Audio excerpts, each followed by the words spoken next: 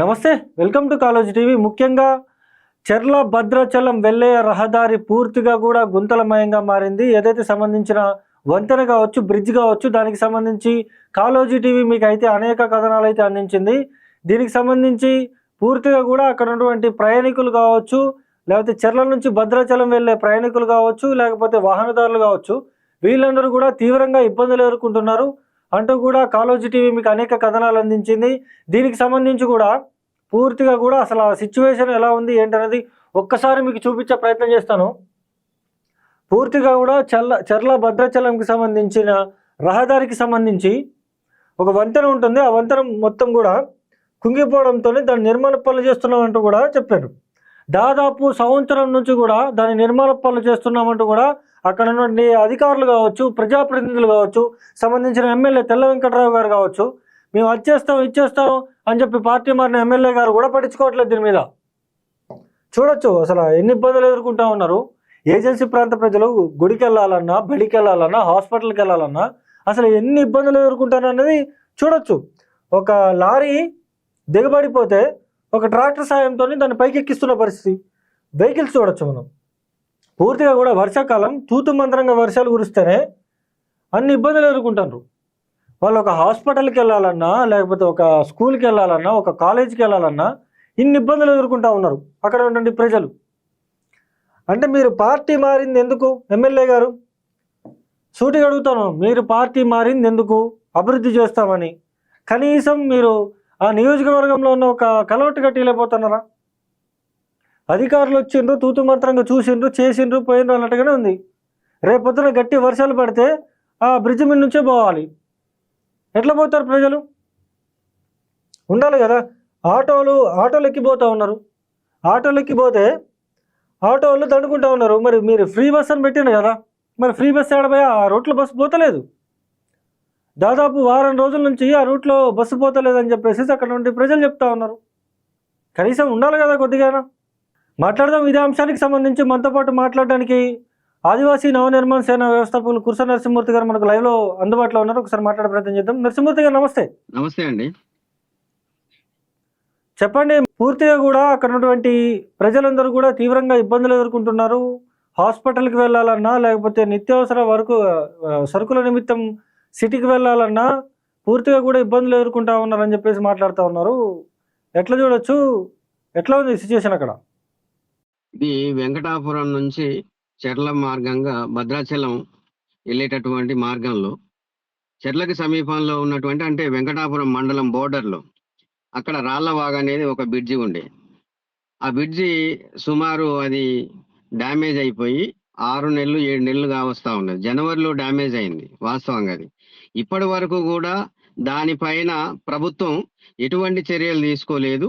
ఏదో దాన్ని సగానికి పగలగొట్టి అంతవరకే దాన్ని కన్స్ట్రక్షన్ చేయాలనే ఒక నిర్ణయానికి వచ్చి చేసిర్రు, కానీ అది కూడా ఒక నల్లేరు మీద నడకలాగానే ఉన్నది.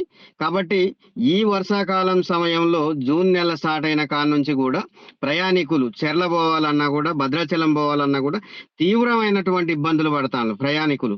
అయితే ముఖ్యంగా ఇప్పుడు మేము వెంకటాపురం నుంచి చెర్ల పోవాలి అంటే మాకు 50 కిలోమీటర్ల దూరమే. అదే చెర్ల పోవాలి అనుకుంటే ఇప్పుడు మాకు మార్గం లేదు. కాబట్టి మేము ఏటూరు నాగారం మీద నుంచి భద్రాచలం పోవాలంటే 130 కిలోమీటర్లు అవుతుంది. అక్కడి నుంచి మళ్ళీ చెర్ల రావడానికి 50 కిలోమీటర్లు, మొత్తం 180 కిలోమీటర్లు అవుతాను. అంటే మేము 50 కిలోమీటర్లు ప్రయాణం చేయాల్సినటువంటి దారి ఈరోజు 180 కిలోమీటర్లు ప్రయాణం చేయాల్సినటువంటి పరిస్థితి ఏర్పడ్డది. దీనిపైన మా భద్రాచలం నియోజకవర్గ ఎమ్మెల్యే గారు కూడా మా వెంకటాపురం మండలానికి రావడానికి ఆయన కూడా ఏటూరు నాగారం నుంచి రావడం జరుగుతూ ఉన్నది. ఇది ప్రయాణికులని చాలా ఇబ్బందికరమైనటువంటి పరిస్థితుల్లోకి నెట్టే పరిస్థితి ఉంది. ఇప్పుడు రానున్నది వర్షాకాలం కాబట్టి ప్రయాణికులు ఇంకా తీవ్రమైనటువంటి ఇబ్బందులు పడతా ఉన్నారు. ఈరోజు ఈ ప్రాంతంలో ఉన్నటువంటి 100 కోట్ల విలువైనటువంటి ఇసుకను తరలించకపోతా ఉన్నారు తప్పించి అక్కడ రహదారులు ఏ విధంగా ఉన్నాయి, రవాణా మార్గం ఏ విధంగా ఉన్నది అనేది ప్రభుత్వం దృష్టి పెట్టడం లేదు. మరి ఈ ప్రాంతంలో ఉన్నటువంటి సంపద పట్టుకపోవడం పైన ఉన్నటువంటి శ్రద్ధ మాకు రవాణా సౌకర్యాలు ఆ రోడ్డు మార్గం కల్పించడంలో ప్రభుత్వంకి ఎందుకు లేదని చెప్పేసి ఈరోజు ఈ ప్రాంతంలో ఉన్నటువంటి ప్రజలంతా కూడా ప్రశ్నిస్తా ఉన్నారు. ఖచ్చితంగా ఈ రోడ్డు మార్గం ఈరోజు ఆ బ్రిడ్జ్ మాత్రమే కాదు, దాదాపు 2 సంవత్సరాల నుంచి వెంకటాపురం నుంచి చెర్ల వరకు రోడ్డు వేయడానికి 2 నుంచి 3 సంవత్సరాలు పడుతుంది. అది నిరంతరం ఎప్పుడు నిర్మాణ దశలోనే ఉంటుంది. ఒకవైపు వేసిన రోడ్డు ఈ లారీలు అధిక లోడ్ల వల్ల తిరగడం వల్ల వేసిన రోడ్లు వెంటనే ఖరాబ్ అయిపోతా ఉన్నాయి. ఇంకా వేయని రోడ్డు అట్లనే ఉన్నది. అసలు ఆ ప్రాంతానికి పోవడానికి చాలా ఇబ్బందిగా ఉన్నది. ఈ రాష్ట్ర ప్రభుత్వం ఖచ్చితంగా ఈ వెంకటాపురం నుంచి భద్రాచలానికి పోయేటటువంటి మార్గం, రోడ్డు మార్గం ఏదైతే ఉన్నదో దాన్ని పూర్తిగా రోడ్డు వేయాల్సినటువంటి అవసరం ఉన్నది.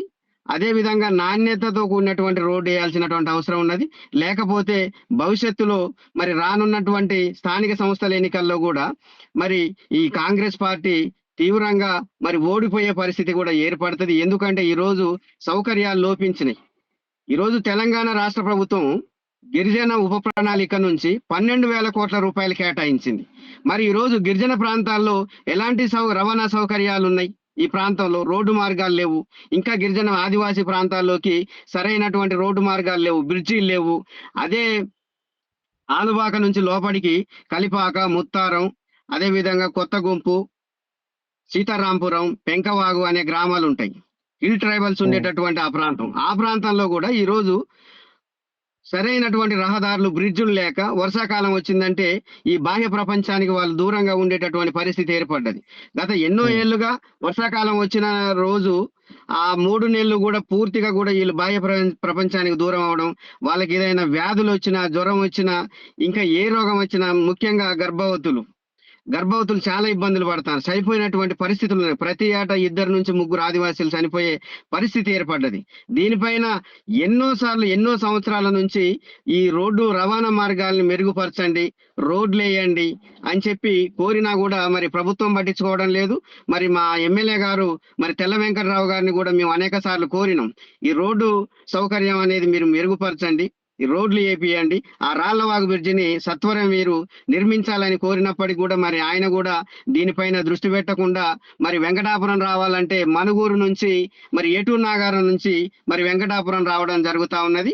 ఖచ్చితంగా ప్రభుత్వం దీనిపైన దృష్టి పెట్టి ఇకనైనా ఆ బ్రిడ్జిని సత్వరమే మరి పునర్నిర్మించాలి. లేకపోతే ఈ 3 నెలలు 4 నెలలు భద్రాచలానికి, వెంకటాపురానికి, వాజేడు మండలాలు, ఈ 2 మండలాలకు మరి పూర్తిగా సంబంధాలు అనేటివి తెగిపోయేటటువంటి అవకాశం ఉన్నది. ఎందుకంటే రేపు మాకు అత్యంత సమీపంలో ఉన్నటువంటిది భద్రాచలం. రేపు చదువుకోవడానికి కానీ లేకపోతే వైద్య సేవలు పొందడానికి కానీ మేము భద్రాచలం పోయే పరిస్థితి ఉంది నిత్యం. కానీ ఈరోజు హన్మకొండ పోవాలి అంటే వెంకటాపురం నుంచి దాదాపు 180-190 కిలోమీటర్లు వస్తుంది. కాబట్టి ప్రభుత్వం ఖచ్చితంగా దీనిపైన దృష్టి పెట్టాలి. లేకపోతే రానున్నటువంటి స్థానిక సంస్థల ఎన్నికల్లో ఈ వెంకటాపురం, వాజేడు మండలాల్లో మరి అధికార పార్టీ మరి విఫలమవుతుందని పూర్తిగా ఈ సందర్భంగా మేము తెలియజేస్తా ఉన్నాం. అంటే చూసుకోవచ్చు. నరసింహమూర్తి గారు ఇంకేమైనా ఉంటే అప్డేట్స్ ఉంటే మీకు కాల్ చేసే ప్రయత్నం చేస్తాను. అయితే పూర్తిగా కూడా చూసుకోవచ్చు, తెలంగాణ రాష్ట్రంలోని మారుమూల ఏజెన్సీ ప్రాంతమైన భద్రాద్రి కొత్తగూడెం, ఇటు ములుగు జిల్లాకి సంబంధించి పూర్తిగా కూడా అక్కడ ఉన్నటువంటి ఆదివాసీ సంఘాల నాయకులు అయితే తీవ్రంగా కూడా ఆగ్రహం వ్యక్తం చేస్తున్న పరిస్థితి ఉంది. అంటే పూర్తిగా కూడా ఇక్కడ ఉన్నటువంటి ప్రజలు ఎక్కడికైనా పోవాలన్నా, ఏదైనా చేయాలన్నా కూడా మేము తీవ్రంగా కూడా ఇబ్బందులు ఎదుర్కొంటున్నాం, బస్సులు వెళ్ళే పరిస్థితి లేదు, బస్సులు పూర్తిగా దిగబడిపోతున్నాయి అంటూ కూడా అక్కడ ప్రజలు చెప్తా ఉన్నారు. మీరు ఫ్రీ బస్ పెట్టారు, మరి ఫ్రీ బస్ ఆడపోయింది? ఫ్రీ బస్ ఆడపోతుంది అక్కడ చూడాలి కదా. ఇప్పుడు ఒక లారీ దిగబడితే, ఒక ఆర్టీసీ బస్సు దిగబడితే 500 రూపాయలు ట్రాక్టర్ పెట్టి, జేసీబీ పెట్టి తీసుకుంటా ఉన్నారు ఆ ట్రాక్టర్ యజమానులు, లేకపోతే ఆ జేసీబీ యజమానులు. మరి 500 రూపాయలు ఒక లారీకి వసూలు చేస్తున్నారు కదా. ఎవరు తీసుకున్నారు? ప్రైవేట్ వ్యక్తులు తీసుకుంటున్నారు. వాళ్ళ బండ్లు దిగబడితే 500 రూపాయలు, 1000 రూపాయలు చెప్పేసేసి అక్కడ లారీ యజమానులు కావచ్చు, లేకపోతే హెవీ లోడ్స్ ఏవైతే ఉంటాయో వాళ్ళు ఇచ్చి వాళ్ళు పోతున్నారు.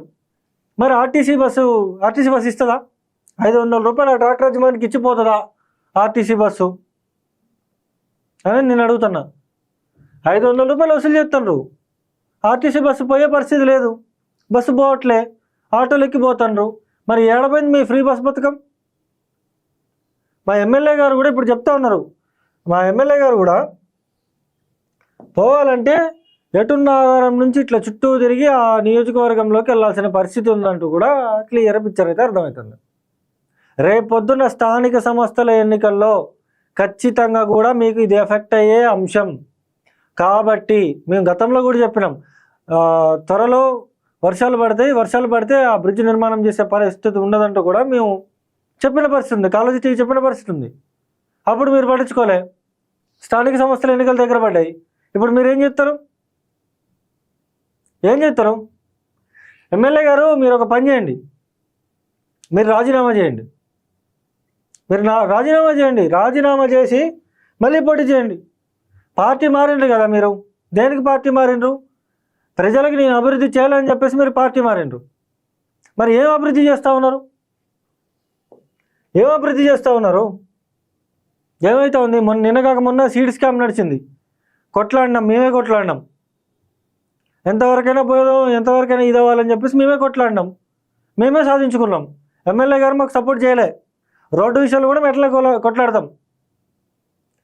దయచేసి ఇప్పటికైనా మీరు మీ వైఖరి మార్చుకొని ఆ రోడ్డు నిర్మాణ పనులు ఏదో ఒకటి ఆల్టర్నేటివ్ చేస్తే అక్కడ నుండి ప్రజలు మీకు ఓటేసే పరిస్థితి ఉంటుంది, లేకపోతే ఓటేసే పరిస్థితి ఉండదు. అది క్లియర్గా అయితే నేను చెప్పదలుచుకున్నది. చూస్తూనే ఉండండి మరిన్ని అప్డేట్స్ కోసం కాలేజీ టీవీ.